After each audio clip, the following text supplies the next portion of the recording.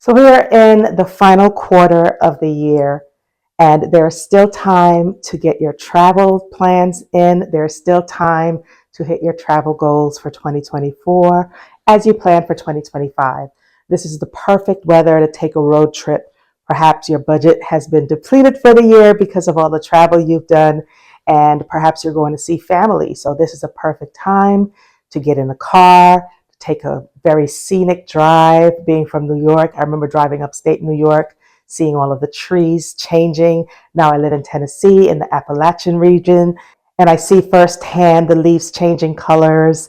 I see the beautiful views as I'm driving over the mountains. If you look back at some of my perhaps Asheville videos, then you get to see a lot of those beautiful colors changing as I take those trips. I travel a lot and I rent a lot of cars throughout the year. And so my idea for this video came with my last trip, with my last rental. And I figured I would give you guys my tips and tricks, my hacks, if you will. Stay tuned for a bonus hack to renting cars when you travel. And even if you're just renting because you don't want to put all the miles on your car to go see your family this Thanksgiving or this upcoming Christmas or whatever it may be. But these are my best tips for car rental. By the way, if you're new here, my name is Lori. Welcome back to the channel for those who are not new here. For those who are, welcome. In this community, we aim to educate, motivate, and inspire each other in all things travel related. So if you love travel, if you love saving money as you travel, if you want to see the world with me in my little corner of the internet, then feel free to click on that red subscribe button down below. If you learn one new thing, one new trick, one new hack during this video, be sure to thumbs up the video so I know that you like this kind of content and I can continue to bring it to you. And also, if you know anyone who may like this content as well, feel free to share it with them. And when you subscribe, make sure that you click on that bell, because that bell will give you notifications whenever I upload something new or when I post something new on the channel community page. Now let's get right to those tips.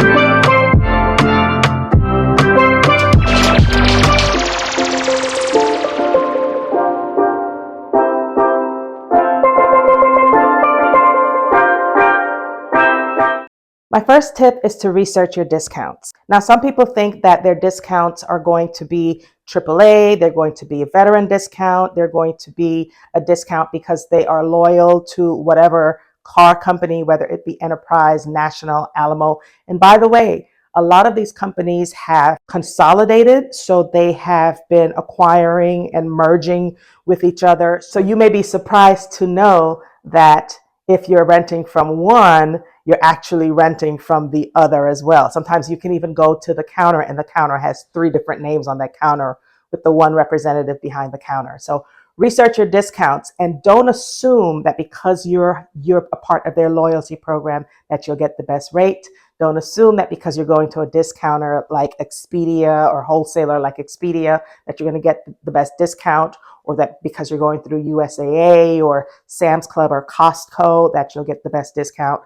But comparison shop amongst all of them before you make your final decision. So that is my first tip, is to research your discounts carefully and do not expect that because something says discount, that is actually cheaper than perhaps if you went directly through the car. Now, once you've researched your discount, I would then shop around to figure out which is the best method of paying for that car rental, because I found that some of my credit cards will give me an additional opportunity where I can have that included insurance. I never take the car insurance that the car rental company tried to sell to me, the collision, the liability, all the things that they try to say, oh, well, if something happens, it'll be so much money. It'll be so much money. I said, that's okay.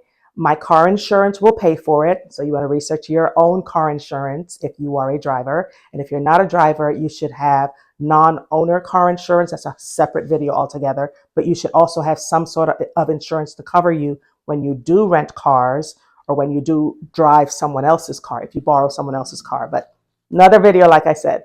For now, I want you to be sure that you're looking to see which of your credit cards that you use, because I urge you to use a credit card. If you use a debit card, they're going to place a large hold on your money. It'll be like $500 to $1,000. And for the duration of the rental of that vehicle, that hold will be placed on your account and you will not be able to use that cash. But use your credit card because there are additional benefits, like I said, to using that card. And that's what we're going to do. We're going to shop around and figure out which of our cards has the best coverage for us that provides additional insurance for the vehicle that we will be renting, that we will be driving. So check with your own car insurance and check with the cards that you're using to figure out which one has the best available discounts or the best available coverage for you. Just like if you were going to purchase a cell phone, there are credit cards now that will cover replacements for your cell phones if they get damaged, if they get misplaced, if they get stolen, lost, what have you. The same thing with your cars and your credit cards. Make sure that you do your research. If you don't want to, click around and think that you're finding conflicting information, just simply pick up the phone and dial that 800 number on the back of your credit card and ask the individual that you speak to what exactly is covered as far as car rentals. You want to make sure that you note the date, the time, the name of the individual that you spoke with, so you have a paper trail in case there is some kind of mishap later. You want to be able to backtrack and show your evidence. Show your evidence that you spoke to someone who told you that this was covered, whatever was covered, this list of things that you noted here in your note. So if you've made it this far and you're liking the video, don't forget to thumbs up, pause the video and thumbs up, subscribe, and click on that notification bell. Thank you in advance for doing it. My next tip is to reserve your vehicle very carefully. So make sure you know what type of vehicle that you like, but also try not to go through those UFO organizations, the ones that look like they have the cheapest rates, that it'll be super easy, but also don't automatically assume that because you're going through Alamo or Enterprise or National or one of those other internationally known ones that you're going to get the best deal. So I prefer to go and book directly with the organization. So for instance, I saw a deal in Puerto Rico when I was going in 2023, and I wanted to book with them instead of like Enterprise or Rent or one of the other ones. And they actually were about a third cheaper than Enterprise and the other big name ones, but did my research and found that they were great. And instead of booking with a wholesaler like Expedia or TripAdvisor or Orbit, I went directly to the organization's website and I booked through them. And I think I got a week-long small SUV rental. It fit all of us comfortably. We were all driving around. Well, I was driving around Puerto Rico for a week in this SUV for about $100 and a little bit more, but less than $200 for an entire week renting an SUV. So that was great. If you haven't seen that video, go back and check it out, that vlog that I did in Puerto Rico. But I'm telling you, it's better to go directly to the organization site and reserve, because if there is an issue, if there is something that comes up, you can always call them directly and cancel. And also, I always say, and I'll say it again, make sure that you reserve without having to put money down, and then you can always pay when you pick up the car. So if your trip details change somewhat, it's just a cancellation, and there's no cancellation fee. No cancellation penalty, no cancellation fee, and you want to be able to pay when you get the vehicle and to be able to contact them directly without going through a third party to arrange anything that, that comes up. My next best tip is to reshop your rates. You will be surprised how the rates can differ from when you first shop them.